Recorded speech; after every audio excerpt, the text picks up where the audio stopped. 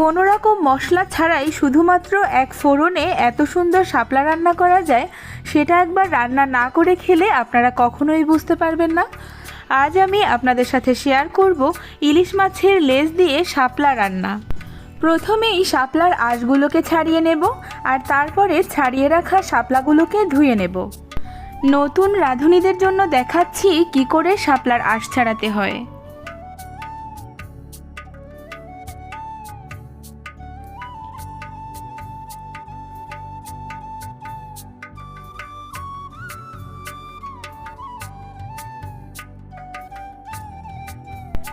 শাপলাগুলোকে ধুয়ে নিয়ে ছোট টুকরো করে কেটে নিয়েছি। যে প্যানে রান্না করব সরাসরি সে প্যানেই বসিয়ে দিয়েছি নুন, হলুদ আর চেরা কাঁচা লঙ্কা। কোনো রকম জল ব্যবহার না করেই এই রান্নাটা আমি করব। সরাসরি গ্যাস ওভেনে বসিয়ে দিয়েছি। এখানে আমি 5টা ইলিশ মাছের লেজ নিয়েছি। সামান্য নুন আর হলুদ দিয়ে মেখে নেব।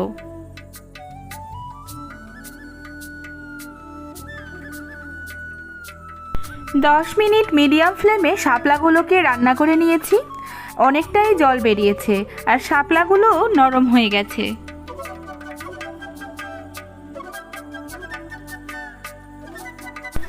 এবারে অন্য একটা পাত্রে শাপলাগুলোকে ঢেলে নেব আর মাছ ভাজার জন্য একই প্যানে সর্ষের তেল দিয়ে দেব।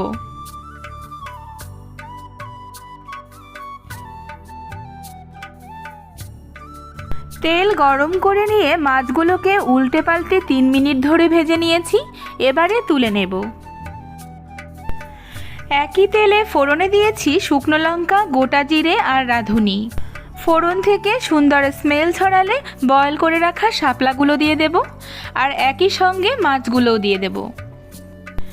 একবার নেড়েচেড়ে মিশিয়ে নিয়ে 2 থেকে 3 মিনিট ফুটিয়ে নিয়েছি। এবারে স্বাদমতো চিনি দিয়ে আরও একবার মিশিয়ে নেব আর গ্যাসের ফ্লেম বন্ধ করে দেব। দেখুন তো কত অল্প সময়ে ইলিশ মাছের লেজ দিয়ে শাপলার এই রেসিপিটি কমপ্লিট হয়ে গেল। এবারে পরিবেশন করে নিচ্ছি। আপনাদের এই রেসিপিটি কেমন লাগলো সেটা কিন্তু অবশ্যই কমেন্ট করে জানাতে ভুলবেন না। আপনাদের সকলের সুস্থতা কামনা করে এখানেই শেষ করছি। দেখা হচ্ছে নতুন কোনো ভিডিও নিয়ে।